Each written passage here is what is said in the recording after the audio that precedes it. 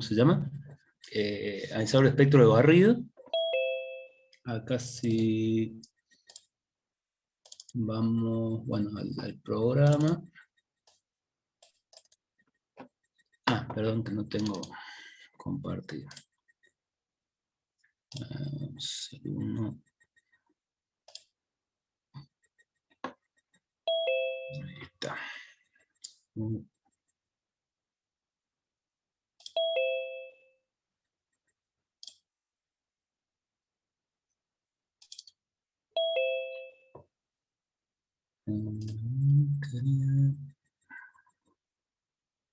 Vamos a ver.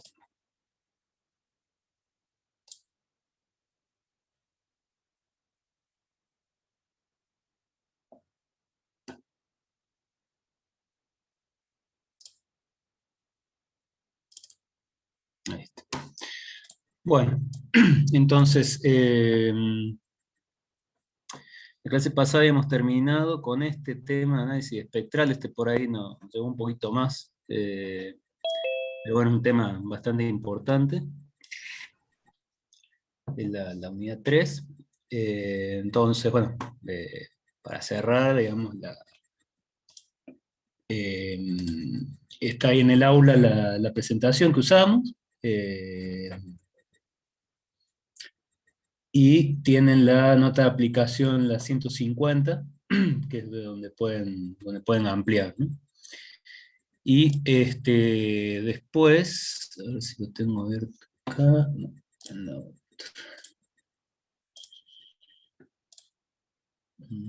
Acá.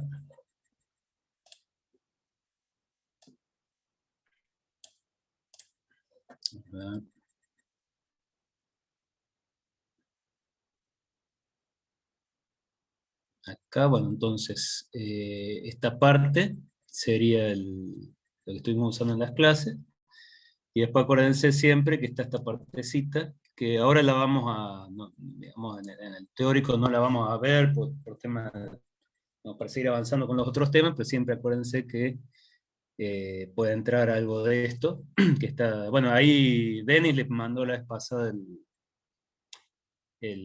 ¿cómo es? El video que tenemos del año pasado que está explicado esto. Es más entre práctico y teórico esto, pero bueno, entran algunas cosas en el parcial teórico, ¿no? De lo que es AM, FM y modulación por pulso. Así que bueno, como le dije la clase pasada, les recomiendo que miren el video de esta, vean de hacer un par de ejercicios para ejercitar el cálculo del índice de modulación, y en lo que es modulación por pulso, cuando están en línea espectral, cuando están en pulso espectral, para qué se usa cada uno. Y ejercitar un poquito también modulación por pulso, lo que es importante es ver entre el tiempo y la frecuencia, que bueno, por ahí lo han visto también en análisis de señales, digamos, eso viene, la base viene de ahí. Digamos, tomar lo que es la onda modulada por pulso de una portadora que se prende y se apaga, digamos, de acuerdo a un pulso. Y ahí tienen unos parámetros, por ejemplo, la frecuencia de repetición del pulso, la frecuencia de la portadora, el ciclo de trabajo, el tiempo de subida y de bajada del pulso, y practicar un poco de ir del tiempo a la frecuencia y cómo impactaría si yo le voy cambiando cada uno de esos parámetros en el espectro, ¿no? Eso también es importante conocerlo, porque bueno, es un poco lo que uno tendría que evaluar después si hace ese tipo de mediciones. Y bueno, eh, por ahí está un poco la base, después para analizar modulaciones más complejas, que bueno, Denis les mandó un apunte también ahí en la parte de modulaciones digitales. Básicamente las modulaciones digitales son como versiones de lo que es modulación por pulso, versiones un poco más complejas, ¿no?, de interpretar, ¿no? Pero por eso es importante modulación por pulso, porque fue bueno, digamos, este tipo de modulación surgió mucho con lo que es el radar, para poder evaluar, digamos, hasta ese momento como que no había surgido la necesidad de tener que evaluar ese tipo de espectro, y bueno, ya con el uso del radar, que eran pulsos cortos, digamos, de mucha potencia, tenía que haber una forma de poder evaluar esos transmisores, y ahí, bueno, de ahí viene todo la parte de modulación por pulso. Y después con las modulaciones digitales, un poco heredan lo que es el análisis este. Bueno, entonces eso sería de analizador de espectro de barrido, y después tienen lo que les dio Denis, que ya es más, este, más del práctico, ¿no? Bueno, entonces hoy vamos a arrancar con este capítulo, que ya lo voy a habilitar ahí, la parte de potencia en radiofrecuencia, que sería esta parte. Después, bueno, tenemos comunidades así, que siempre las damos, en lo que es sintetizadores de frecuencia, analizador lógico, y los contadores y frecuencímetros. Después, bueno, esta la vieron ya con Denis, se ve más en el práctico esta. También por un tema de tiempo en el teórico, y bueno, esta vemos, depende del año, a veces llegamos a dedicar una clase a esto, pero por ahí, bueno, las fundamentales que tendríamos que cubrir serían estas 5. Bueno, entonces vamos a arrancar con lo que es potencia en radiofrecuencia. Bueno, arranco ahí comentándole un poquito la bibliografía que vamos a usar. Esta unidad digamos, hay mucha documentación. Nosotros nos vamos a basar fundamentalmente en, bueno, el seminario que en este caso no lo vamos a usar directamente, sino que tenemos una presentación propia, pero son unos seminarios parecidos al que usamos para analizador de espectro de barrido, ¿no? Que es básicamente un resumen de ese seminario de lo que es esta nota de aplicación. Lo que era la 641C, que por ahí era la clásica, digamos, para ver potencia en RF, y que hoy en día, bueno, la quiso y la renombró, si ustedes la buscan, está con 14491. Esta, bueno, es parte de una serie de notas de aplicación. Nosotros usamos la parte 3. Y después, bueno, hay muchas notas de aplicación sobre potencia, porque ya vamos a ver que hay distintos tipos de sensores, entonces, y también fue avanzando mucho, entonces, bueno, hay guías de selección, eso vamos a tratar la clase que viene de repasar alguna como eh, como es algo que no se usa muy comúnmente, bueno, para que se lleven un poco más una idea de qué hay actualmente, ¿no?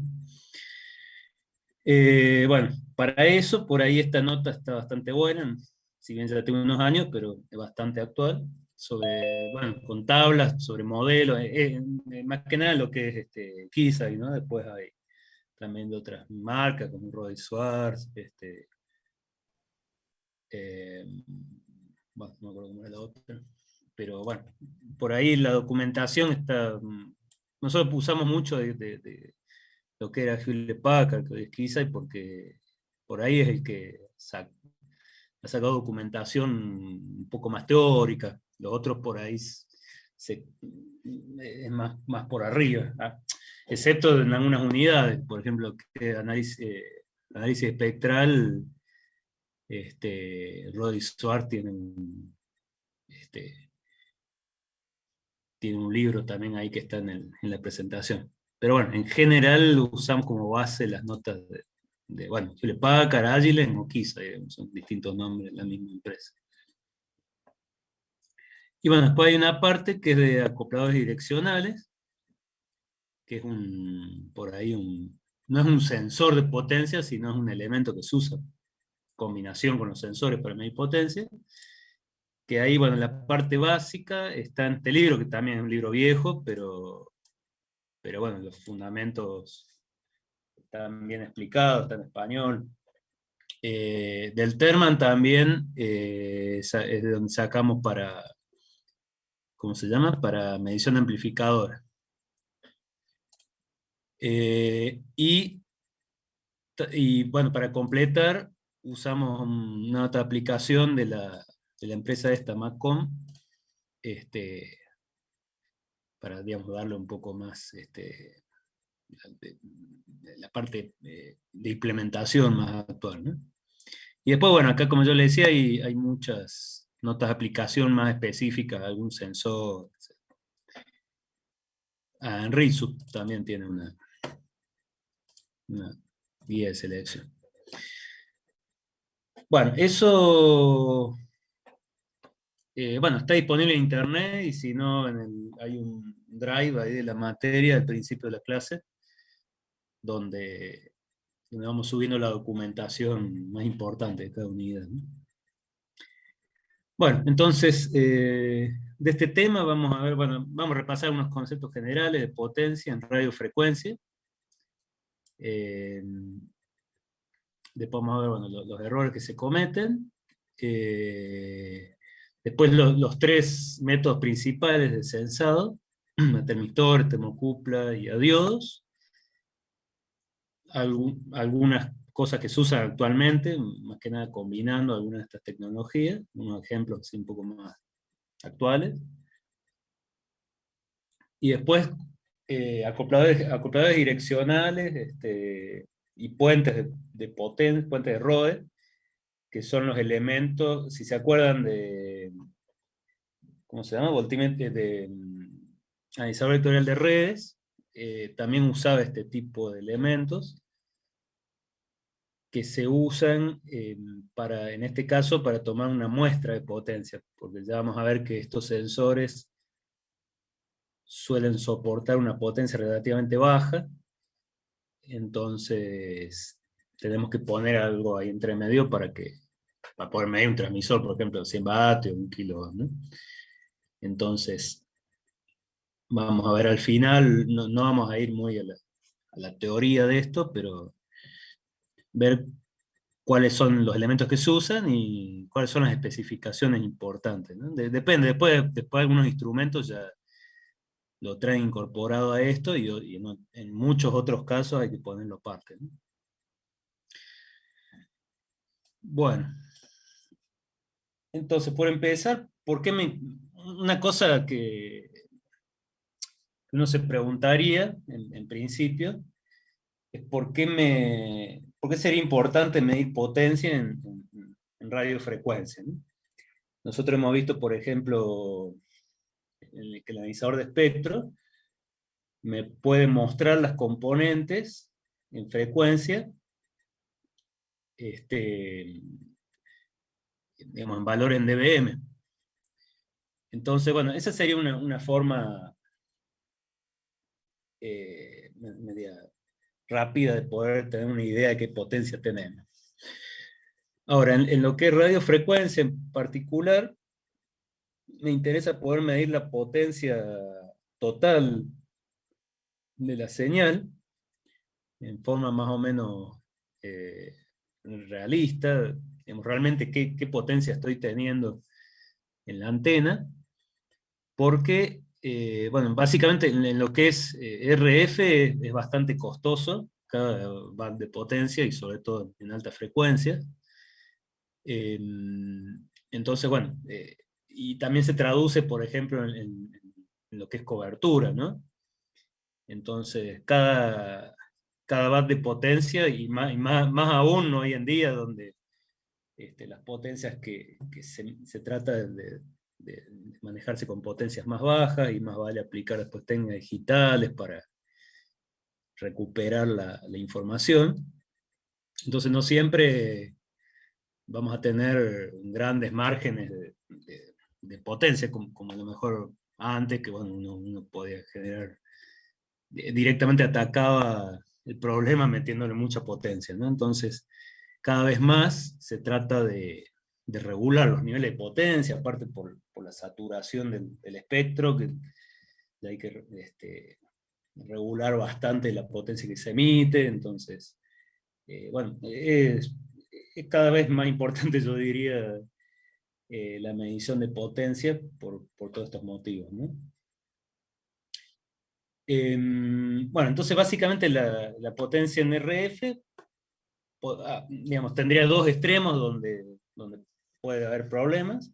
Si es una potencia muy baja, el problema básicamente es que la señal que se recibe, acuérdense que bueno, en el canal tengo un montón de efectos, como bueno, la atenuación del canal, la propagación multitrayecto, bueno, el ruido que me mete el canal.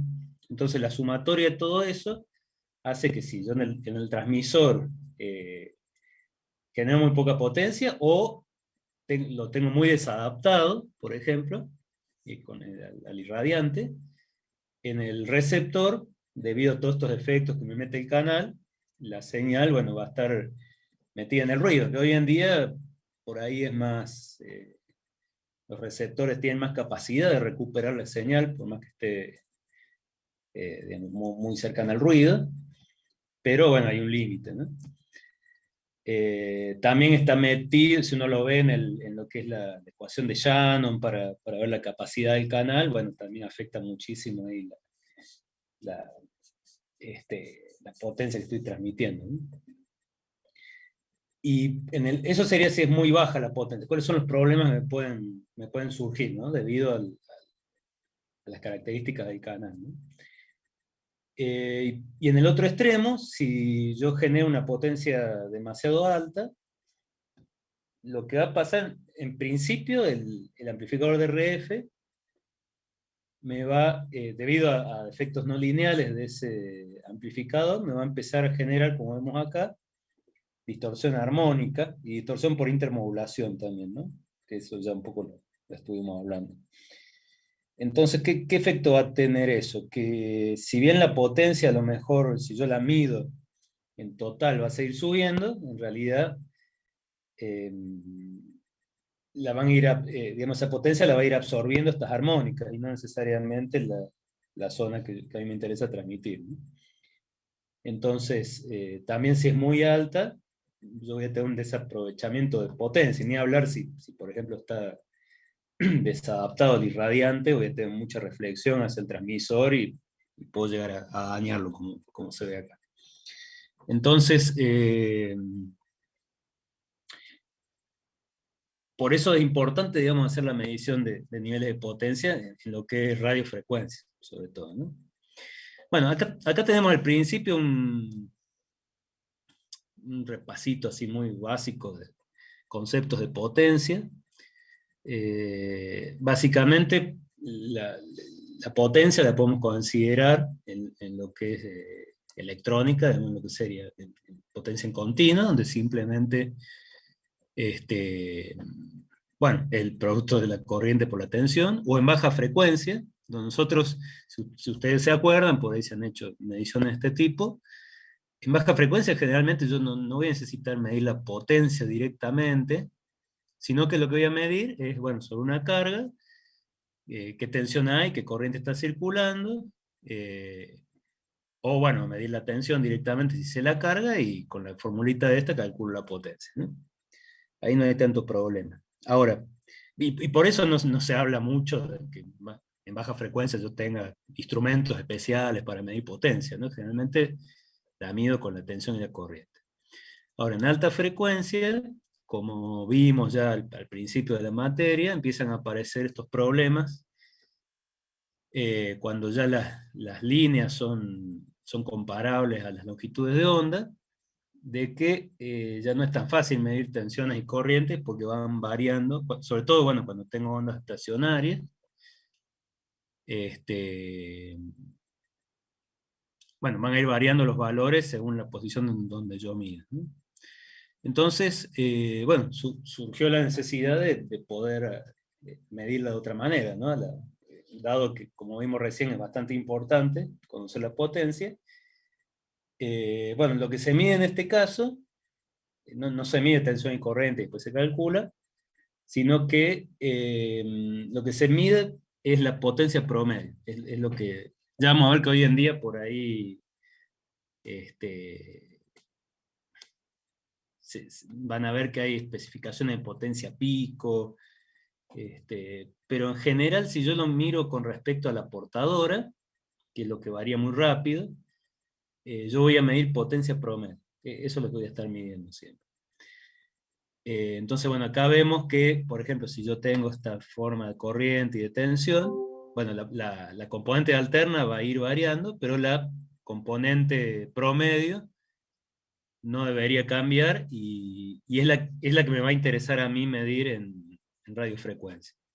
O sea, los sensores que yo voy a usar me van a estar midiendo la potencia promedio.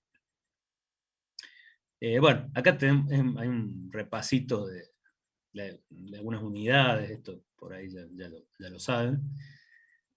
La unidad de la potencia, el watt, que es un joule, una energía de un joule en un segundo.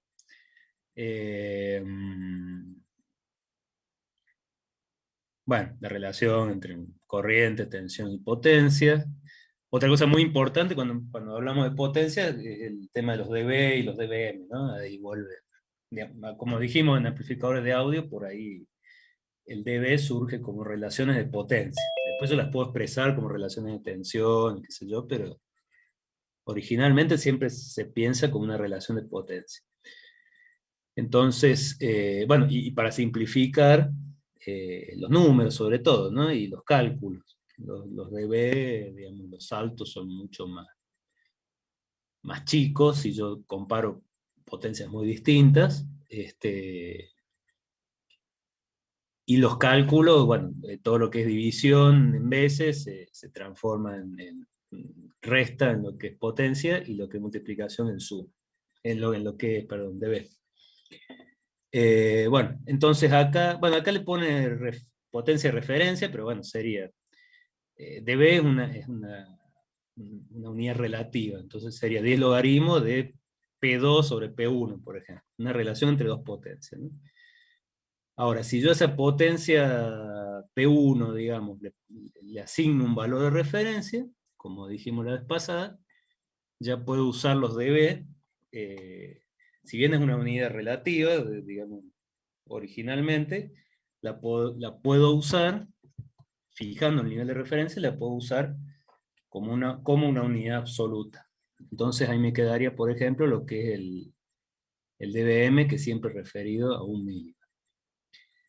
Y fíjense que acá no estoy hablando de carga, ¿no? Es un milivatio. Después, si yo, como dijimos también en audio, ¿no? Si yo, por ejemplo, medí si relaciono dos potencias y las dos potencias las medí sobre cargas distintas, bueno, si yo sé la potencia, ya está, no importa sobre qué carga la medí, va a ser la relación de potencia. Ahora, si yo, por ejemplo, estaba en baja frecuencia, como en audio, y medí tensiones, ahí sí, acuérdense que si voy a hacer 20 logaritmos de B2 sobre B1, y ahí le tengo que sumar más 10 del logaritmo de la relación de las cargas sobre las que medí, que si yo medí las dos tensiones, siempre hablando en baja, ¿no? En baja frecuencia, medí las dos tensiones sobre la misma carga, se me va ese factor y me queda 10 logaritmos de P2 sobre P1 igual a 20 logaritmos de B2 sobre B1. Pero si las cargas eran distintas, ahí tengo ese factor de corrección, y digamos, es donde se mete la carga, si yo relaciono tensión. Acá en RF, como vamos a hablar siempre de relaciones de potencia, bueno, ese factor no estaría, ¿no? Eso por ahí una pequeña diferencia en relación con lo que decíamos recién, que en baja frecuencia generalmente yo los datos que voy a tener van a ser de tensión, corriente, y en alta directamente son datos de potencia, digamos, a menos que yo esté analizando algo así en un circuito, pero si no, no, así tampoco, o sea, es muy difícil que te trabaje directamente con tensiones, voy a tener una punta de potencia. Sí, podría tener algún voltímetro de alta frecuencia, pero es más raro, ¿no? Y bueno, y de vuelta, si tengo onda estacionaria tampoco va a ser tan confiable eso. Bueno,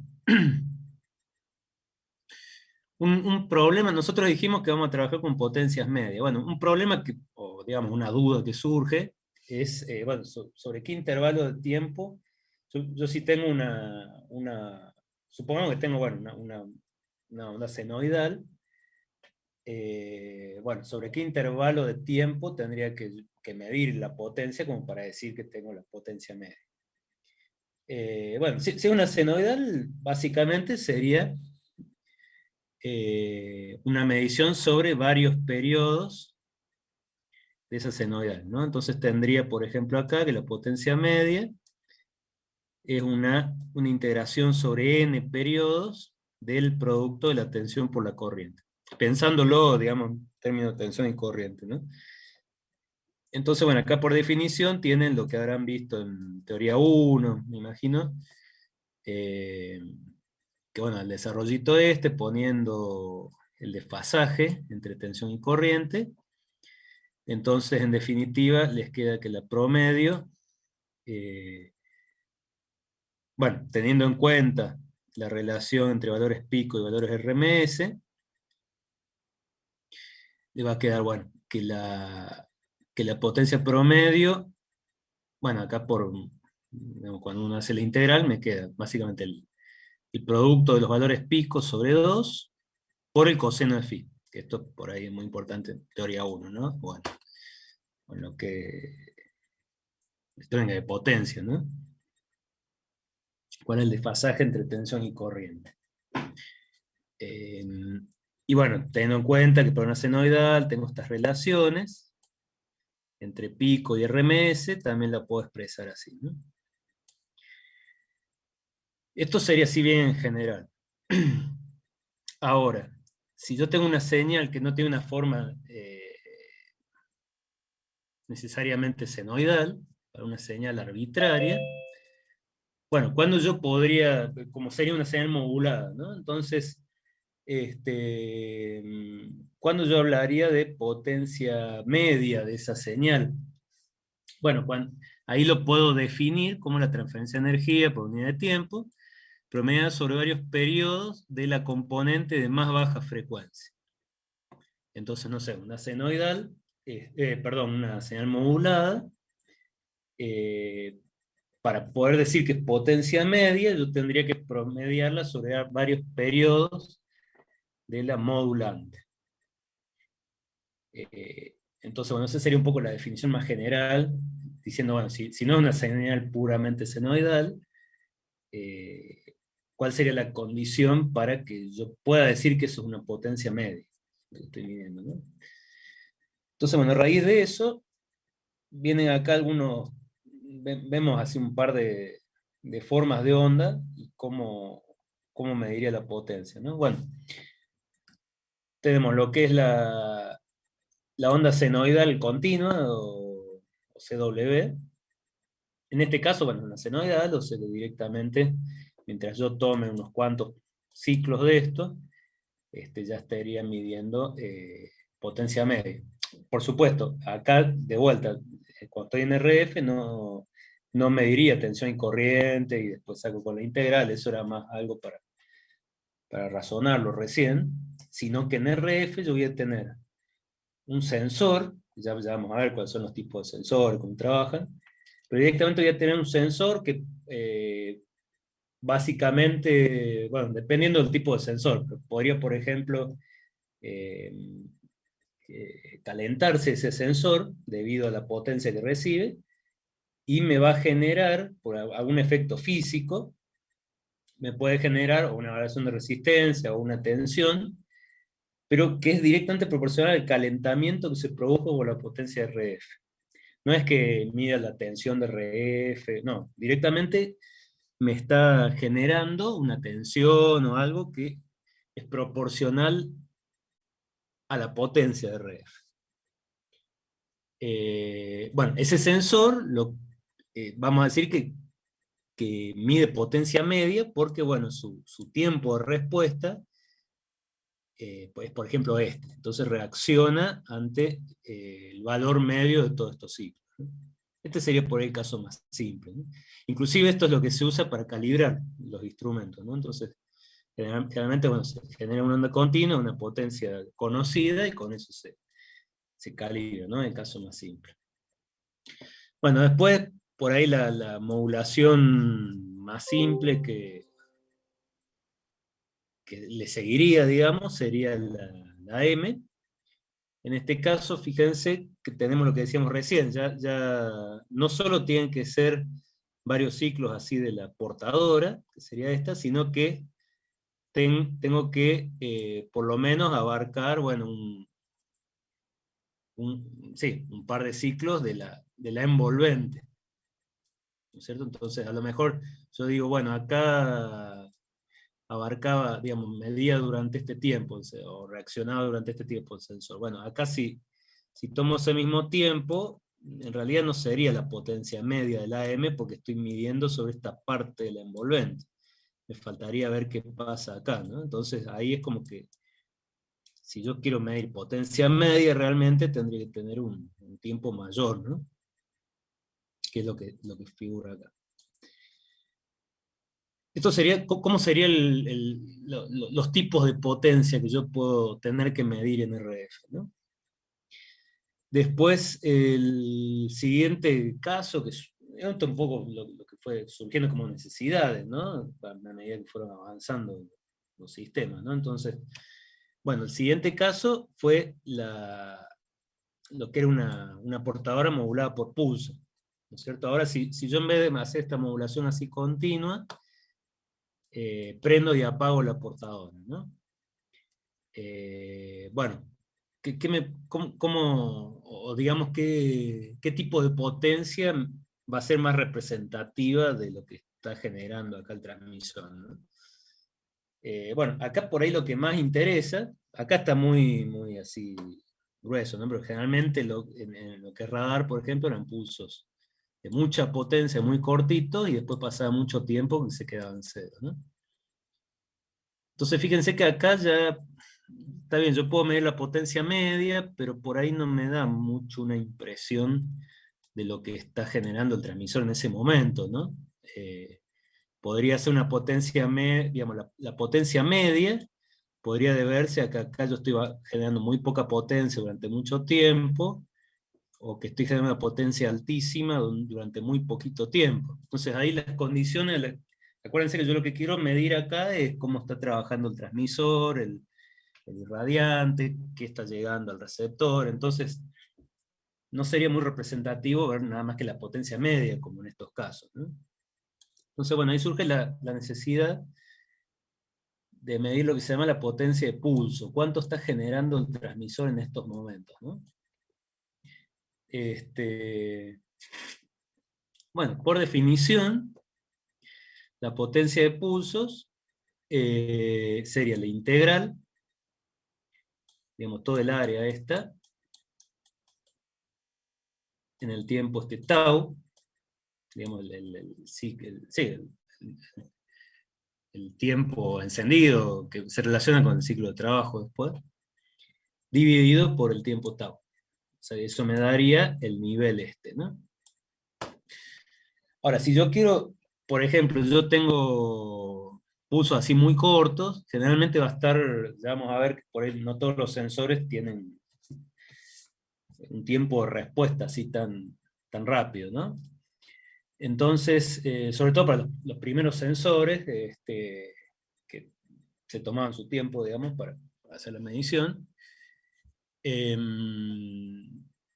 Bueno, acá directamente yo lo que podría hacer es seguir trabajando como si fueran estas formas de ondas y con potencia media, medir esta potencia media,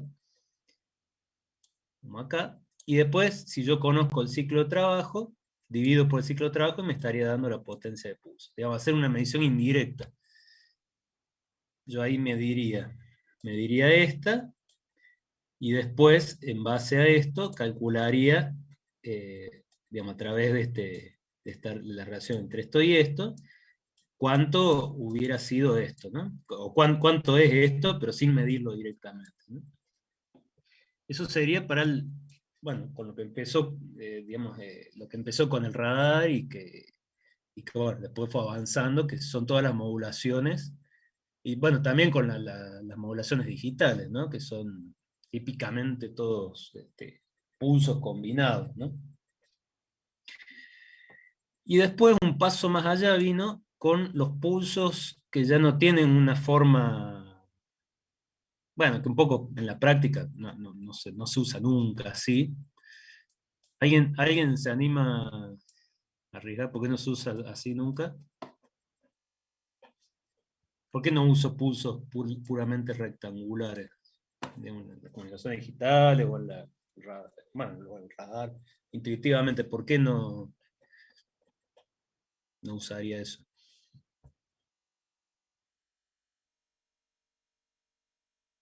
Porque tiene todo el espectro completo, Claro. Sí, digamos, ocupa muchísimo, está más ancho tiene la mucho banda. contenido espectral. Sí. Esto básicamente es una función sync que, bueno, no se termina de atenuar nunca, ¿no? Entonces, bueno, tendría un solo canal que me estaría ocupando todo el espectro. Bien. Entonces, bueno, ahí se empezaron a usar filtros para generar un pulso digamos, más amigable con, con la ocupación del espectro, ¿no? Pulsos así de este tipo. Por ejemplo, pulso de una forma gaussiana, ¿no? Esto, bueno, después, todo lo que es comunicaciones digitales, hay un montón de formas de pulso. Es un compromiso siempre entre, después cuando yo tengo que detectar esto, sobre todo en lo que es comunicaciones digitales, eh, bueno, ya no es tan simple como acá, que tengo esto, tengo esto, ¿no? Sino que tengo que ver, tengo circuitos ya digitales que van a buscar el punto óptimo para muestrear acá, ¿no? Pero bueno, al tener esta forma en el tiempo, fíjense que esto en el tiempo, en la frecuencia, produce que esa función sync, bueno, ya no va a ser una función sync pura, este, sino que bueno, ya va a tener una modificación en la envolvente para que caiga mucho más rápido y los lóbulos se atenúen mucho más rápido, ¿no? Va a ser siempre un compromiso, ¿no? Bueno, entonces ahí surgió también otra necesidad, digamos, ya no puedo hacer esto simplemente, porque ¿cuánto es el tau, digamos? Ahí yo si dijera, bueno, lo mido a la mitad y calculara con esto, yo dijera, bueno, a ver, qué sé yo, tengo este pulso y digo, bueno, la mitad considero el tau.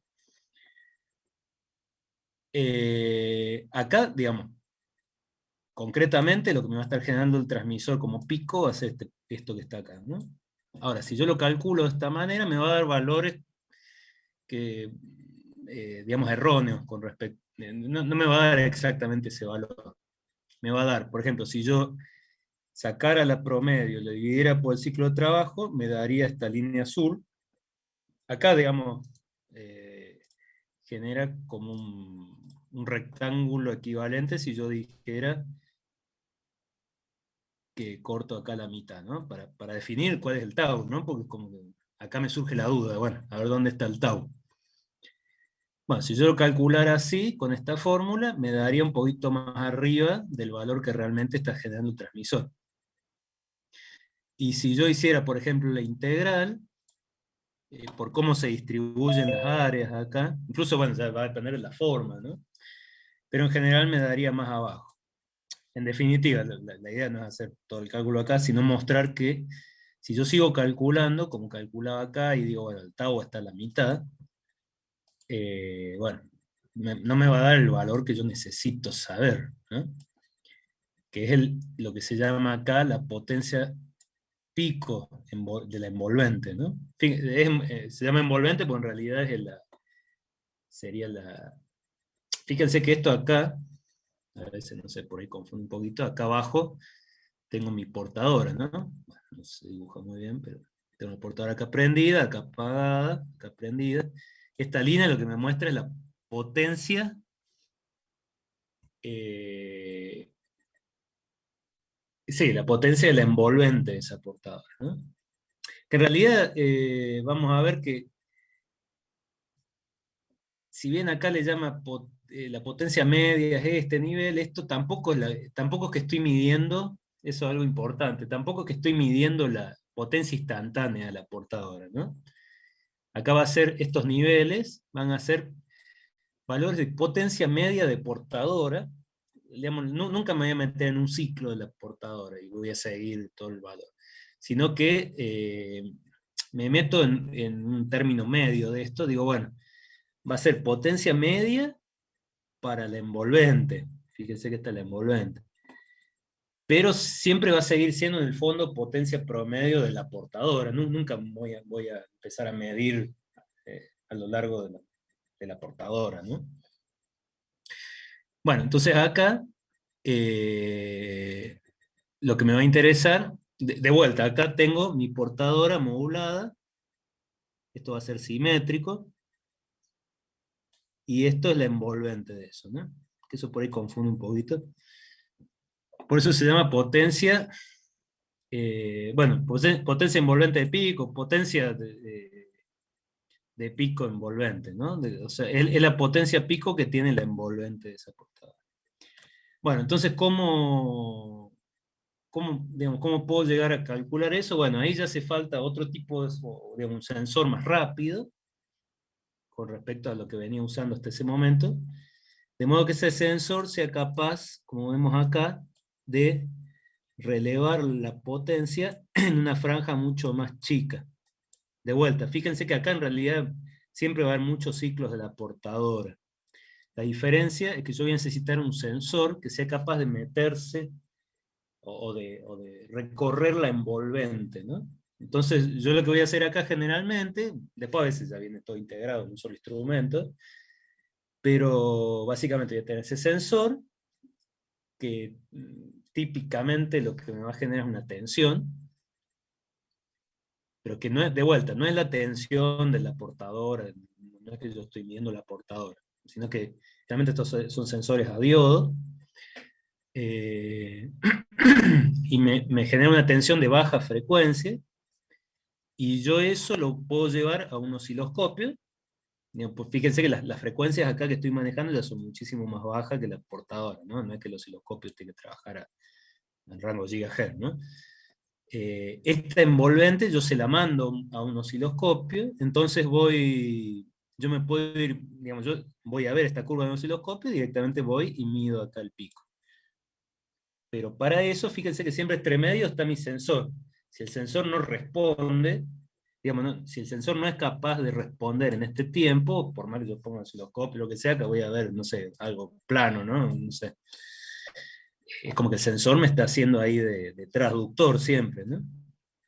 Pero bueno, básicamente eso es lo que voy a necesitar. Si yo ya tengo estas formas así un poco más raras, o bueno, hoy en día, como veíamos en analizador de espectro, señales, por ejemplo, multiplexadas en el tiempo, donde tengo un montón de, bueno, en lo que es telefonía celular, por ejemplo, lo que es LTE, bueno, lo que era GSM, digamos, tengo, bueno, en LTE más complicado tengo también la frecuencia, tiempo y frecuencia, pero siempre voy a tener un montón, si yo lo miro en el tiempo, no va a ser siempre el mismo, digamos, la potencia no va a ser, digamos, toda del mismo usuario, por decir de una manera, sino que a mí generalmente me va a interesar medir la potencia, por ejemplo, de la señal, no sé, ¿cómo se llama? De sincronismo, ¿no? Ver, bueno, qué tan buena es la señal de sincronismo, que es la que me determina la cobertura que tiene la celda, es la primera que busca el teléfono, ¿no? Para engancharse con la celda. Bueno, yo voy a tener un montón, ahí voy a tener metido, digamos, slots para los usuarios, slots de control, slots de sincronismo. Entonces yo tengo que ser capaz de sacar ese pedacito de tiempo que corresponde al sincronismo y medir la potencia que tengo ahí. Bueno, para eso necesito este tipo de sensores que sean muy rápidos y respondan nada más que a eso. Bueno, y un poco cerrando eso, tenemos ya otras especificaciones de potencia que van recorriendo el pulso y me van mostrando distintas partes. Esto no vamos a ver en detalle. Hay una nota de aplicación, hay más detalles, todas las mediciones se pueden hacer, pero por ejemplo podríamos tener que medir, bueno, la potencia pico acá. Otra potencia es la potencia digamos, la parte superior del pulso, la potencia promedio en esta zona, potencia promedio total. Este, bueno, digamos, yo con esto puedo ver la forma del pulso también, ¿no? Entonces puedo medir todo este tipo de características. Bueno, y esto es lo que decíamos recién, ¿no? O sea que yo podría querer de todo lo que hay, separar una parte y medir nada más que eso. Este, bueno, eh, de vuelta, está el sensor ahí entre medio, entonces tengo que lograr que el sensor me siga toda esta forma, ¿no? Si no, no tiene sentido. Yo no podría medirlo, estaría midiendo qué sé yo esto. Fíjense que esto si bien lo estoy mirando acá, cuando mido, si yo tengo una forma así, yo voy a tener un sensor, puedo usar un sensor que sea más lento, entonces el sensor a lo mejor reacciona de acá, no sé, varios ciclos para allá. Lo que me va a medir es este nivel. Yo esto lo voy a imaginar, digamos, calculándolo, ¿no? Acá ya estamos hablando de poder ver la forma, ¿no? Bueno, entonces es un poco la evolución de las necesidades que fueron surgiendo y bueno, hoy en día básicamente lo que necesito ya es una evolución de esto, ¿no? Poder ver formas ya bastante más complejas, ¿no? De tu uso y poder hacer un seguimiento este, para poder ver toda la forma, ¿no? De vuelta, siempre acá, acuérdense que no estoy mirando la portadora. Acá voy a tener un montón de ciclos de la portadora abajo. Por lo general, no sé, en los casos comunes no me interesa medir la potencia de la portadora instantánea, sino medir la envolvente de esa portadora. O sea, sigue siendo potencia media de portadora, pero ya no es potencia media de toda la señal, como decíamos la definición acá. Por eso van a ver generalmente que dice, la otra aplicación, todo le dice, bueno, en RF me interesa potencia media. Y eso es cierto, pero bueno, siempre tengo que tener en cuenta eh, que me estaría refiriendo a potencia media de la portadora, ¿no? A que nunca me voy a meter en un ciclo de la portadora y seguirla, ¿no? Porque después les habla, dice, bueno, está bien. Dice primero, bueno, en RF se mide potencia media. Eso es así. Y después empieza con potencia pico envolvente, qué sé yo, entonces, bueno, no dice, bueno, al final, ¿qué estoy midiendo? No, se refiere a que yo pues siempre voy a medir la media de la portadora. Después, según las necesidades, puede ser que me tenga que meter más en la envolvente, ¿no? Que sería en estos casos. Bueno, acá una pequeña comparación entre digamos, otros instrumentos que por ahí me muestran potencia quizá, pero que fíjense no tienen un sensor de potencia. ¿Y por qué haría falta un instrumento que me sense potencia realmente? ¿No? Eh, bueno, algunas razones. Bueno, digamos, otros instrumentos podrían ser, no sé, el analizador de redes, como está acá, el, el que habíamos visto al principio, analizador vectorial de redes, analizadores de espectro, o analizadores vectoriales de señal, que se acuerdan que habíamos dicho que era un poco una mezcla entre analizador de espectro y analizador de Fourier. Básicamente son analizadores que tienen la frecuencia intermedia toda digital, implementada en forma digital, entonces ahí tienen toda la información de módulo y fase para poder analizar, por ejemplo, modulaciones en cuadratura, ese tipo de cosas. Entonces, eso sería lo que es el analizador vectorial de señal. Bueno, todos estos por ahí tienen configuraciones que les muestran valores en dBm, ¿no? El analizador de espectro, por ejemplo, a veces tiene un gráfico de este tipo, así de barras, que le dice, bueno, eh, le divide así por canal, y dice, bueno, este canal tiene tanto dBm, el otro tanto dBm. Bueno, entonces, ¿por qué me haría falta tener un sensor de potencia aparte? Bueno, porque esto en realidad no está sensando potencia, le está sensando una tensión sobre una impedancia que se supone está adaptada, y bueno, le está dando un valor suponiendo todo eso. Dice, bueno, yo estoy recibiendo tanto, hago de cuenta que, bueno, que está sobre una impedancia de 50 ohm y va a tener tal potencia. Pero no les está midiendo realmente si yo tengo un transmisor con una antena, cuánta potencia se está generando ahí, ¿no? Entonces, por empezar, los valores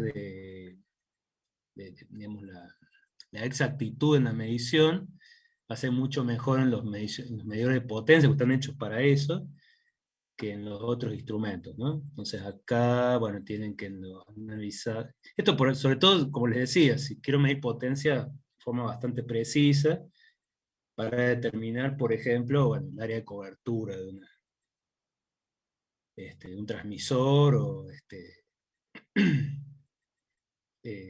sí, o el costo que voy a tener para generar esa cantidad de potencia, ¿no? Entonces, bueno, los analizadores tienen una incertidumbre en el rango de las décimas de dB, mientras que los sensores y los medidores de potencia va a estar de las centésimas para abajo, ¿no? Después, bueno, los analizadores estos generalmente son selectivos de frecuencia, se me van a decir qué potencia voy a tener en cada punto, ¿no? En cada componente en frecuencia. Esto me va a medir en un ancho de banda la potencia total, me va a dar como una impresión más realista de lo que estoy transmitiendo, ¿no? Después, bueno, son bastante más sensibles. Fíjense que, bueno, sobre todo con los sensores, los que son sensores a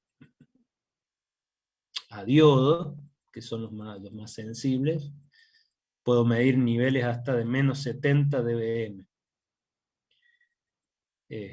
O sea, bueno, suelen ser bastante más sensibles. O sea, en definitiva, la medición de potencia directa, si yo tengo bueno, realmente medir cuánto estoy generando, suele ser más realista, ¿no? que medir con esto. Pero bueno, por ahí depende de lo que uno necesite, ¿no? Bueno, esto un poco para justificar, porque muchas veces uno dice, bueno, si tengo un analizador de espectro que me muestra el nivel de señal en dBm, ¿para qué quiero un analizador de potencia? Bueno, esto es por empezar, que es para aplicaciones más específicas, ¿no? El analizador de espectro es un instrumento más general. Esto es ya si realmente necesito hilar fino, digamos, en la potencia, ¿no?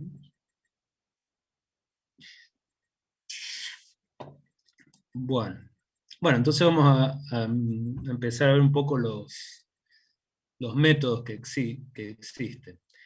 En general, el esquema que se sigue para hacer una medición de potencia es, bueno, la potencia RF se aplica, bueno, ya sea directamente, que es más raro que sea directo, porque como les decía, estos sensores soportan valores, no sé, eh, no me acuerdo bien, pero no sé, de 2000 miliwatt, sí, de las ¿cómo es? Eh, decenas de miliwatt, una cosa así, o sea, entonces es raro por ahí que la potencia RF de un transmisor se aplique directamente acá. Generalmente se pone entre medio algo que, como dice acá, una copia direccional o un puente, algo que me tome una muestra chica, ¿no? Y eso es lo que se lleva al sensor.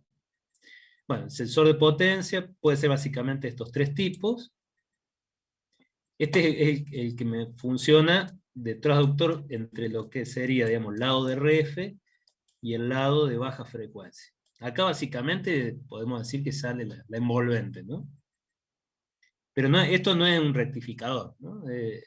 Dependiendo de la tecnología, puede por distintos efectos físicos, funciona como transductor, ¿no? Eh, bueno, entonces acá tenemos lado de baja frecuencia, esto, bueno, ya cuando uno ve los sensores se da cuenta por el tipo de puerto. Acá se usan conectores tipo N, SMA, BNC, digamos, conectores de RF, y acá simplemente un conector de baja frecuencia común, ¿no? Y esto va a lo que es el instrumento, digamos. Esto se lo muestro así porque generalmente físicamente vienen separados, por ahí hoy en día a veces viene ya todo junto, pero es muy común que venga un instrumento y que ustedes a ese instrumento le puedan conectar distintos sensores según lo que necesiten. Entonces este sería el esquema general. Digamos, lado RF, ahí pueden tener un elemento que sea para bajar potencia básicamente, o para separar incidentes reflejados. ¿Se acuerdan? El controlador direccional me permite eso también. Si yo tengo una línea, que si yo tengo un transmisor que está aplicando potencia a una antena, yo miro acá, si yo mido potencia directamente, bueno, voy a ver la incidente menos la reflejada, no voy a poder diferenciar. Entonces generalmente acá lo que se suele poner es un acoplador direccional donde voy a tener dos puertos acá. Entonces un puerto, si yo conecto esto a este puerto, voy a medir potencia incidente. Si lo conecto a este, voy a medir potencia reflejada. Digamos, este mismo punto lo puedo traer acá o acá, y este me va a estar separando las dos. Bueno, eso sería más o menos el esquema de cómo se mediría. Después los dispositivos que puedo usar, hay tres familias grandes. Los primeros que salieron son que se llaman volómetros en general, pueden ser, bueno, por ahí el más básico, que sería algo muy casero, es lo que se llaman los barretters, que son, bueno, creo que lo tengo acá abajo. Sí. Bueno, ya lo vamos a revisar mejor. Barretter es básicamente un conductor metálico que se quema, generalmente se quema a potencias muy bajas. Y bueno, me permite hacer mediciones bastante imprecisas, digamos. Estos dos trabajan variando la resistencia con el calor, ¿no? Entonces, la diferencia es que estos tienen coeficiente de temperatura positivo y estos coeficiente de temperatura negativo. Por ahí los sensores comerciales de tipo volumétrico son termistores, eh, en su mayoría. Pero bueno, estos por ahí fueron los primeros que salieron, tenían algunos problemas, sobre todo con variaciones con la temperatura ambiente, muy variables con la temperatura ambiente, eh, y eran bastante lentos. Eh, pero bueno, digamos, vamos a ver un par de instrumentos digamos, que se usaron con esto, ¿no? Después salieron los que son las termocuplas. eh, Estas son semiconductores que usan, ¿cómo se llama? La tensión que se genera por distintos efectos en dos metales que se encuentran a distintas temperaturas. Y finalmente los diodos, que por ahí sería lo que más se usa hoy en día, que bueno, se usan en la zona cuadrática de la curva. Se le aplica RF, y se mide la variación de tensión en la salida. Bueno, la técnica general, bueno, conectar todo. Siempre hay como una etapa previa de llevar a cero el medidor, ver por el tema de la temperatura ambiente, digamos, o otros efectos que puede haber. Bueno, se pone en cero y después recién se hace la medición. Bueno, ¿cuáles son los errores que puedo tener en la medición de potencia? Eh, bueno, básicamente, como vemos acá, lo más grueso va a ser errores de desadaptación. Digamos, digamos, cuando yo conecto mi transmisor, quiero medir potencia, bueno, potencia que se refleja por el solo hecho de poner como es mi sensor, y que bueno, que nunca llega al elemento sensor realmente dicho, propiamente dicho. Y después de lo que ingresa al sensor, va a haber parte que se va a disipar que es esta parte azul, parte que se va a disipar en otros elementos que están en el montaje del sensor, y bueno, puede haber otras fuentes también de calor que me generen tensión o variación de resistencia al sensor y que no son de la potencia de RF, ¿no? Y después finalmente tenemos este pedacito rojo que son errores del propio instrumento, digamos, de esta parte. Bueno, entonces, ¿cómo se ponderan más o menos estos errores? Bueno, por empezar el de desadaptación, acá tenemos un esquema, tenemos la fuente de señal, el sensor y el medidor. Bueno, entonces acá puede ser que la fuente esté desadaptada con la línea que yo conecto acá para medir, y que la línea esté desadaptada con el sensor. Entonces el sensor generalmente, acá ya lo vamos a ver, pero lleva como así como un montaje, ¿no? Y el sensor está dentro, es un chip chiquito que está acá y tengo todo esto, ¿no? En todas estas cosas puede haber reflexiones, ¿no? Entonces, bueno, eso es lo que puede producir reflexiones ahí. Y aparte puede ser que la fuente no esté adaptada con la línea. Entonces, bueno, básicamente la incertidumbre, debido a eso, sería, bueno, el producto del coeficiente de reflexión del sensor por el coeficiente de reflexión de la fuente, que esto, bueno, es más externo, ¿no? Esto a lo mejor lo puedo corregir, por más menos 2, serían los peores casos. Entonces, acá dependiendo de la relación estacionaria ¿cómo es? El coeficiente de reflexión que tengo de cada lado, voy a tener una primera incertidumbre que es esta verde grande. Fíjense que los demás aportan. Después, una vez que entró, supongamos que, bueno, acá tengo la potencia incidente. Acá, vamos acá. Entonces, de esa incidente volvió una que era debida al coeficiente de reflexión del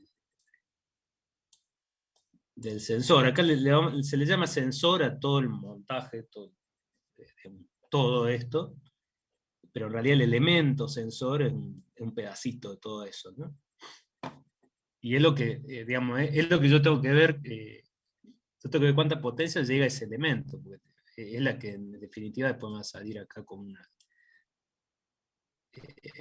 algo de continuo, baja frecuencia, ¿no? Entonces, el error básicamente es ver de lo que se generó acá, cuánto llegó realmente el elemento, ¿no?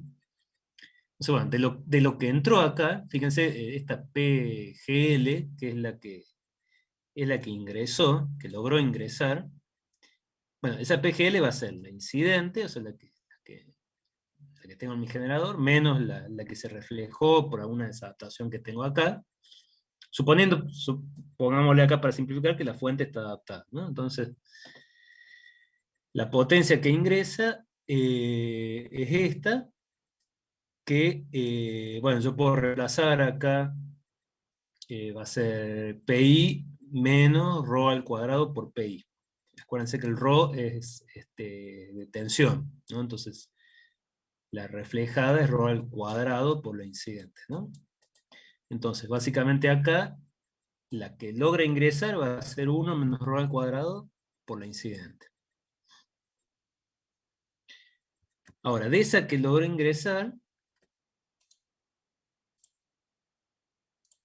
esta que le llama PGL acá, a su vez, no toda va a llegar al elemento, puede ser que se disipe, por ejemplo, por alguna parte metálica de todo el montaje acá del sensor, ¿no? Siempre un porcentaje se puede disipar hacia afuera, ¿no? Entonces, esa parte que se disipa hacia afuera, que se considera acá, está dada por este factor que se llama eficiencia efectiva, eta sub E. Entonces, esa eficiencia efectiva por la potencia que ingresó va a ser la potencia que realmente llega al elemento sensor y la que yo voy a medir, ¿no? Bueno, entonces eso lo puedo combinar, puedo decir, bueno, es esto, y a PGL le reemplazo este valor. O sea que me va a quedar el eta sub e por 1 menos rho al cuadrado por pi. Todo esto, fíjense que acá tengo la relación entre la que llega al sensor y la que ingresó. Entonces todo esto que está acá lo puedo englobar en una constante, que es lo que se llama el K sub b del sensor. Que es, bueno, el cociente entre la que llegó al sensor y la que ingresó, que es igual a la eficiencia efectiva por 1 menos coeficiente de reflexión al cuadrado. Que es esto que está acá. Uy, perdón. Que también lo podremos expresar así, ¿no? Que básicamente desarmar esto y decir, es eta sub e por PGL, como pasa este PGL acá abajo. Pero básicamente son dos partes, ¿no? Uno es 1 menos rho al cuadrado, que es lo que me relaciona la PGL con la PI, y después la eficiencia efectiva, que es lo que me relaciona la potencia sensada con la potencia que ingreso. Bueno, este K sub B, bueno, antes solía venir directamente acá, si ustedes lo ven ahí, venía una tablita. Bueno, acá factor de corrección, creo que se llama. Entonces uno podía ver según a qué frecuencia estaba midiendo, cuál es el factor ese. Y el coeficiente de reflexión tirado. Y si no, ya en los modelos más nuevos directamente viene guardado en una memoria. Entonces cuando hace la medición va corrigiendo con ese valor. Fíjese que acá está como 0, el K sub B sería 0, algo, ¿no? Porque el K sub B me relaciona, digamos, esta siempre va a ser menor a este. Bueno, ahí me lo ponía como un porcentaje. Bueno, eso sería por el desadaptación y el sensor. Bueno, y el último factor, que fíjense que es el más chiquito, es debido al medidor, este lado. Fíjense que acá esto sensó y bueno, genera un valor. Bueno, ahora el medidor tiene sus errores también, que no lo vamos a ver en detalle, pero son básicamente, bueno, por deriva, ruido. Cuando yo seteé al inicio el 0, también ahí tengo un error. Bueno, generalmente acá tienen, digamos, estos instrumentos, tienen, bueno, el puerto por donde se va a conectar esto, que este que está acá abajo, un puerto de baja frecuencia, y tenemos una salida de radiofrecuencia a una frecuencia fija, no sé cuánto estará, pero, no sé, ahí, por ejemplo, 50 MHz, ¿no? Y tiene un valor fijo, no sé, 0 dB. Bueno, ese valor, o sea, yo entonces voy a conectar, por lo general esto, no, eh, bueno, acá tienen, por ejemplo, más grandes. Entonces yo lo que voy a hacer es, esto se lo voy a conectar a mi sensor, y el sensor lo voy a conectar acá y voy a calibrar, ¿no? Bueno, eso, si dice 0 dBm, siempre va a tener un error. Entonces, por más que un patrón, tiene un error. Bueno, todo eso es lo que me va a afectar a lo que se llama la incertidumbre de instrumentación, que suele ser un valor relativamente bajo. Bueno, una cosa que hay que tener en cuenta, por ahí, dependiendo del instrumento, siempre fijarse si está especificado en dB o en porcentaje, porque a veces un valor muy chico en dB puede llegar a ser más grande que un valor que parece grande en porcentaje. Entonces, eso por ahí es algo medio engañoso en las especificaciones. Bueno, entonces, ¿cómo se pondera todo esto? No, de vuelta, no vamos a ver en detalle, pero digamos, ¿cómo combinaría yo todos estos errores? Bueno, generalmente lo que se hace primero es identificar los errores que aporta cada cosa. Bueno, acá por ahí, por ejemplo, esto es también del sensor, cómo es delinear la curva con los distintos niveles de potencia.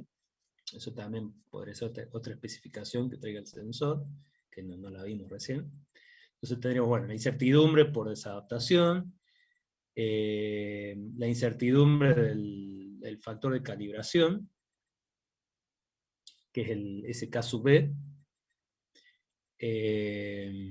bueno, y la linealidad en potencia, el sensor. Y después el instrumento puede tener, por ejemplo, estos errores, ¿no?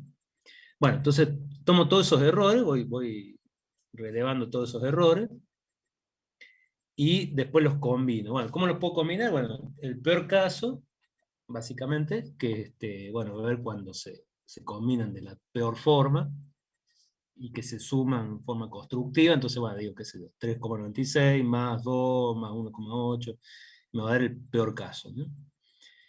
Un detalle acá, fíjense que si yo lo pongo en escala logarítmica, no va a ser lo mismo hacia arriba que hacia abajo, por más que el error sea el mismo en veces hacia arriba y hacia abajo.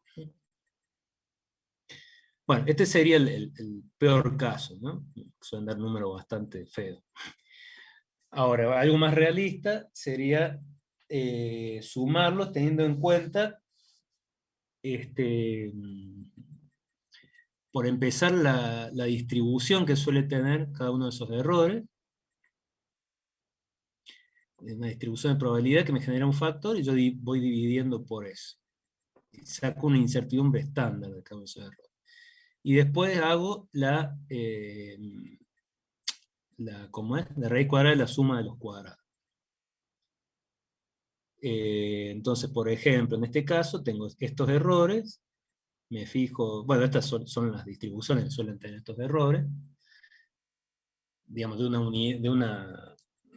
un instrumento a otro, ¿no? Porque fíjense que este es un peor caso, pero no quiere decir que justo el instrumento o el sensor que yo tengo tiene ese error. Entonces se afecta por esto, y después hago la suma cuadrática.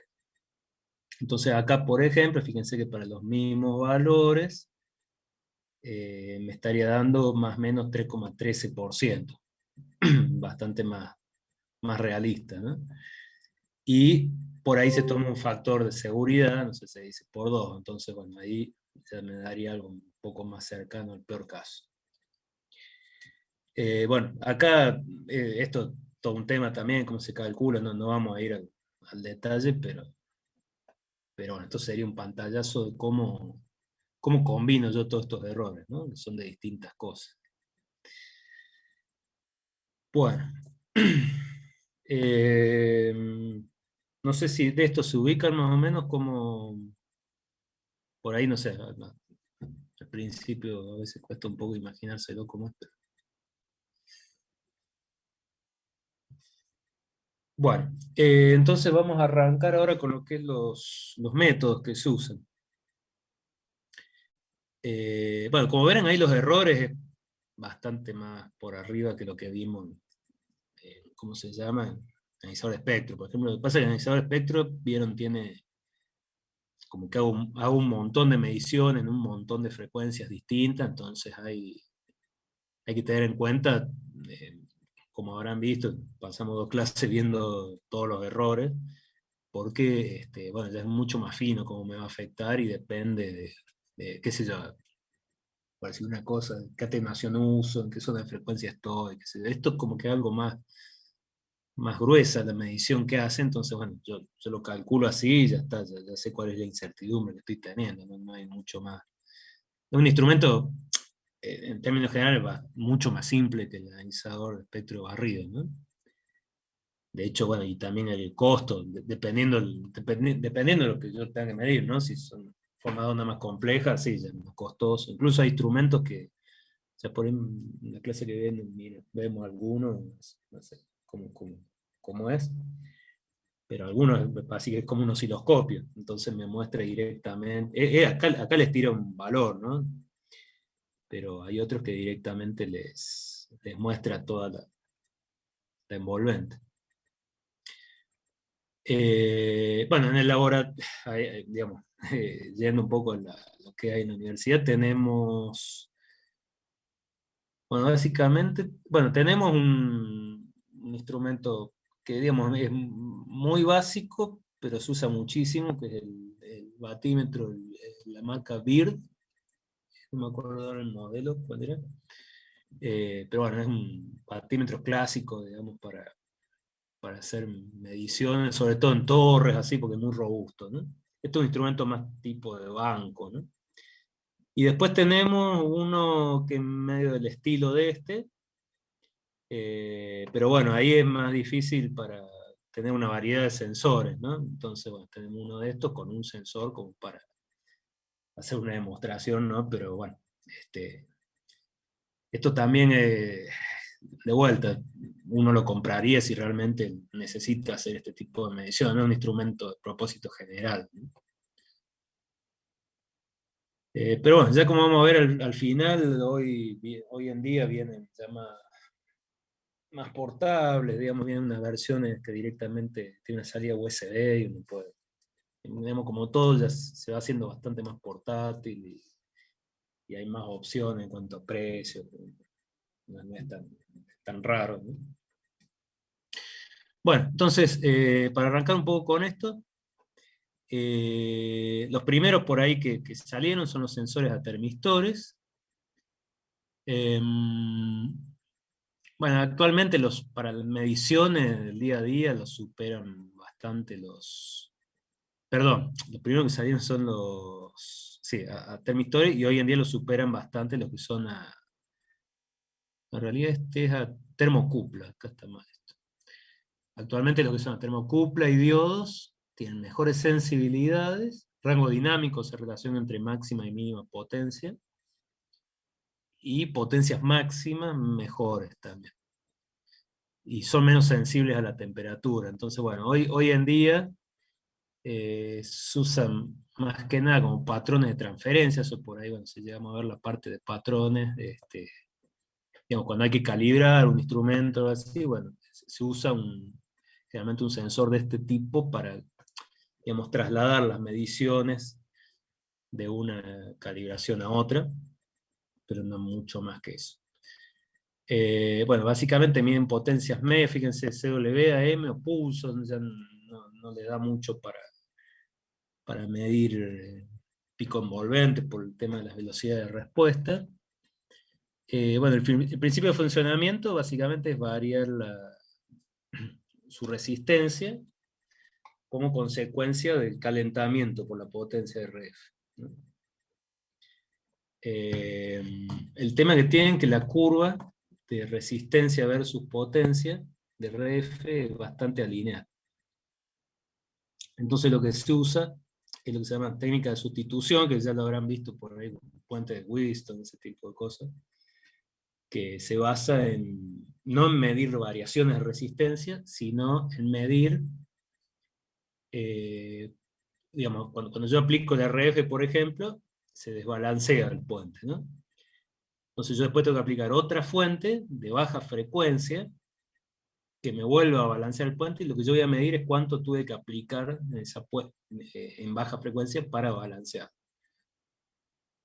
Por eso se llama de sustitución, como que yo sustituyo lo que desbalanceó la RF con una fuente mía, que la puedo controlar bien porque es baja frecuencia, y eso es lo que voy a medir. Bueno, de vuelta a lo que dijimos recién, puede ser tipo barreter, que son, digamos, muy rústicos, y si no, los que son comerciales son basados en semiconductores, son termistores, con coeficiente de temperatura negativo, o sea, baja la resistencia cuando se calientan. Eh, pero bueno, tienen eso que hay que usarlo en conjunto con puentes, ¿no? Bueno, este es un resumencito de cómo es la técnica de sustitución. Primero se balancea el puente, después se aplica el RF va a desbalancear el puente, y después se compensa eso con mi fuente de baja frecuencia para volver a balancearlo, y eso es lo que yo voy a hacer. Por eso se llama sustitución. Bueno, acá tenemos un dibujito de lo que sería conceptualmente esto, no es que yo esto lo voy a usar mucho en la realidad, sería como el caso súper simple de medición de esto. Bueno, acá tendríamos lo que es la parte de un corte de lo que sería una línea coaxil, por ejemplo, con un stub. Entonces viene la RF por este camino. Bueno, a ver, vamos a ver todo el montaje. Entonces tenemos acá la línea coaxil, acá ponemos ¿cómo se llama? El sensor, y acá tenemos como un montaje hacia auxiliar, que es para ir generando las tensiones, para ir moviéndome por la curva, ¿verdad? Acá tienen, esta sería la curva de resistencia versus temperatura. Entonces fíjense que la resistencia baja a medida que yo aplico cada vez más potencia de RF, y se calienta el sensor. Entonces, lo que tengo acá básicamente, no hace falta por ahí verlo en detalle, pero básicamente son fuentes que me permiten irme moviendo por esta curva, ¿no? Entonces, voy a tener básicamente una tensión continua, más de polarización, para ponerlo en un lugar general, digamos, en un nivel a este puente, y después me muevo por la curva con alrededor del punto que me fijó esto, me muevo por la curva con una fuente de frecuencia o RF baja, que la idea es que sea mucho más controlable bueno, que lo que tengo acá, ¿no? Entonces, bueno, primero, bueno, fíjense que todo esto, fíjense que acá yo tengo un puente y acá no tengo nada. Bueno, porque acá en realidad habría como una resistencia que en realidad es la resistencia del sensor, ¿no? Entonces, fíjense que esto está armado así, porque tengo que tener un camino de baja frecuencia o de continua, que fíjense, viene por acá, y yo tengo que lograr que acá funcione como si hubiera una rama acá y se viniera masa. Entonces esto, la continua, la baja frecuencia, va a venir por acá. Acá tengo un capacitor ¿cómo se llama? De paso de RF, pero bueno, esto viene acá por la línea esta, viene acá, calienta el sensor, se viene por el stub porque es baja frecuencia, esto funciona como un corto acá, y se viene a masa, esto está conectado a masa, la puerta de fuego. O sea que fíjense que acá es como si al pasar por todo esto, es como si yo pusiera esto acá, ¿no? Y yo tengo que lograr el efecto de que por el sensor circule tanto esta como esta, pero que a su vez esta no se me venga para acá, ni esta se me vaya para allá. Entonces por eso se arma todo este asunto, ¿no? Fíjense que con eso que dijimos recién, que si el camino esté celeste, yo logro que por el sensor eh, circule esta, eh, pero que fíjense que acá se deriva directamente a masa, no se vaya para el generador, la fuente esta. Y por otro lado, yo digamos, para la RF, yo también tengo que lograr que la RF también pase por acá, pero que no se venga para acá. Entonces la RF va a venir por acá. Acá esto es algo muy típico, tanto también después cuando, digamos, en circuitos impresos, a tener este tipo de formas así, que básicamente lo que logra es una adaptación de impedancia. En todo bueno, también van a ver ustedes si hacen PCB para RF, todo lo que son formas así de este tipo. Por ejemplo, tengo un pad acá y entra muy así abruptamente, no se suele usar porque acá tengo una gran desadaptación de impedancias, ¿no? Entonces generalmente se toman formas así graduales. Entonces, ¿se acuerdan ustedes que la impedancia depende de la relación entre el diámetro exterior y el diámetro interior? Entonces acá paso de una impedancia de 50 ohm típico que suele tener un transmisor, a la impedancia que necesita esto. Esto no suele tener 50 ohm los sensores, suelen ser unos 200 ohms más o menos. Entonces, por eso el tema fíjense, no me acuerdo bien cómo es la fórmula, pero creo que les queda abajo el diámetro interior. Entonces, a medida que lo van achicando, la Z0 de esa línea, fíjense que esto es un corte de como si yo tuviera un cable interno y un conductor así externo, ¿no? Bueno, esto sería un corte de eso, ¿no? En un plano acá. Bueno, entonces, Un segundo que se me salió todo bien. Está. Bueno, entonces para el RF va a seguir este camino rojo, fíjense. Entra por acá, bueno, ahí se adapta para que no haya reflexiones, disminuir eso que dijimos hace un rato de la reflexión cuando entra el sensor, pasa por el sensor, que es lo que yo busco. Yo quiero que acá, en esta resistencia equivalente, pasen las dos, el RF, porque entonces así yo puedo trabajar acá balanceando y desbalanceando, ¿no? Entonces, bueno, pasa por acá, fíjense que este sensor es como una resistencia que estuviera acá, pero después no se viene para acá, eso es lo que yo no quiero. Entonces, acá le pongo, fíjense, eh, esto es un estudio de un cuarto de lambda, entonces para la RF esto es como si no estuviera.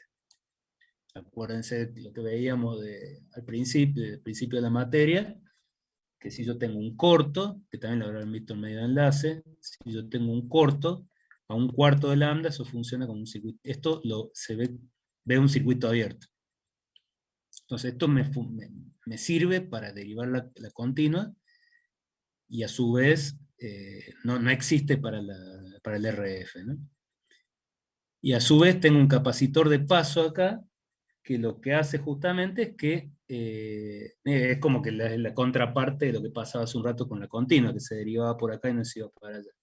El capacitor de paso, que estos capacitores de paso básicamente, digamos, generalmente cuando hay como se usa mucho también en los blindajes, en RF, es un capacitor entre la línea y el agujero donde está por donde pasa la línea. Este capacitor básicamente me deriva el RF por la malla y me lo manda más. Todo esto está conectado a más. Entonces fíjense que por este lugar yo logro que pase el RF y la continua, que básicamente esto representa acá el sensorcito este, pero a su vez no se molestan, digamos, uno a la otra. Bueno, entonces con todo ese montaje yo hago esto que está acá. Primero balanceo todo, voy mirando acá, después aplico el RF. Cuando aplique el RF se va a salir el equilibrio y se va a venir para acá, se calienta. Entonces después yo no voy a medir eso porque es muy difícil, digamos. Tendría que tener un circuito que mida en RF, sino que directamente vuelvo a balancear, y aparte porque es muy alineal, digamos, no va a ser lo mismo que arranque un equilibrio acá, que un equilibrio acá, o que, digamos, para el mismo calentamiento, la misma potencia RF, si yo midiera, tendría que tener, no sé, una tabla, es más complicado. Entonces directamente lo que se hace es balancearlo con este y medir la tensión acá y ya está. Y este no es, digamos, el calentamiento que tiene no va a ser sensible a si la potencia que venía era de RF o de baja frecuencia. Esa también es otra cosa importante. Entonces, por eso yo puedo hacer esta mezcla, ¿no? Bueno, bueno, creo que vamos a tener que ir cortando. Bueno, la clase que viene entonces vamos a terminar de revisar. Esto lo vamos a poner una revisada porque no. eh, por ahí, bueno, andan dando vuelta muchos de estos sensores, por ahí, por el costo más que nada, uno por ahí podría aprovecharlo. Pero bueno, son instrumentos bastante viejos, ¿no? Lo último vino fue ya una versión digital de este y ya después se pasó más a la termocupla. Así que bueno, la clase que viene en todo caso vamos a revisar un poquito esto y ya vamos a seguir con las termocuplas y los diodos, que ya sería algo más común hoy en día, ¿no? Eh, bueno, no sé si tenía alguna. Esto, como verán, es un poco más intuitivo que lo que es por ahí lo que cuesta un poquito imaginarse algunos montajes, pero es bastante más directo y bueno, y todo este tema de si es potencia media, pico, envolvente, eso a veces medio que confunde, ¿no? Y después, bueno, lo que es importante uno después cuando usa esto, bueno, conocer los rangos en que puede trabajar, las velocidades, porque si no también, parecido a lo que pasa con los otros instrumentos, bueno, si no usa algo que me sirva para eso, me va a medir, pero me va a medir algo que real, ¿no? Entonces, bueno, eso por ahí lo importante de esta unidad, conocer los tipos de instrumentos, de sensores, cómo corregir el error, como como en todo esto, digamos. Eh, y bueno, y qué elegir según el caso, ¿no? Así que bueno. Eh, a ver si-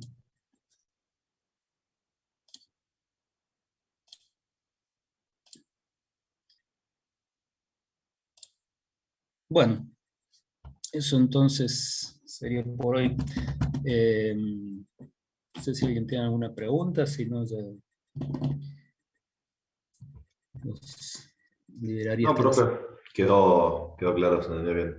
Bueno, ustedes tenían, para saber nada más, ahora, ¿qué tenían? ¿Mañana con Denis el coso o Mañana es el Sí, cuestionario mañana tenemos del TP5 de la parte de analizador de espectro? Realizador de barrido. de barrido. Barrido, claro, claro. Bueno, sí, eso también, bueno, estaría bueno poder usarlo, pero por ahora, ahí le iba a preguntar a Denis a ver si por ahí podemos hacerle alguna. No sé si él les mostró algo. La idea es ver si, bueno, ahora lo que queda hacia fin de año, si en algún momento podemos disponer, hay un instrumento portátil, el tema que bueno, hay que sacarlo a la facultad, vamos a ver si podemos sacar eso, aunque sea mostrarle un poco el instrumento funcionando, ¿no?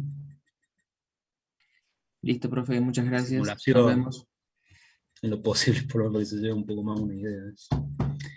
Claro, lo que mostró Denis fue capturas de la pantalla y nos iba mostrando cómo funcionaba. Claro. Pero Sí, bueno, eso está bueno también porque es una pantalla sí, real, ¿no? Pero, pero bueno, vamos a tratar ahí de hacerlo a un otro ejemplito también. Bueno, bueno, profe, aunque nos vemos la semana hay que mucho que viene. está bueno por ahí para simular y eso con FFT, pero bueno, no muestra el efecto del barrido. Esa es la diferencia. Digamos, muchas cosas que hemos visto, así de la teoría, se dan más cuando es por barrido, en el FFT no se nota tanto. Pero bueno, ya vamos a hablar, le voy a preguntar para a ver si podemos mostrarle algo. Bueno, a ver, no sé acá en el chat si hay algo.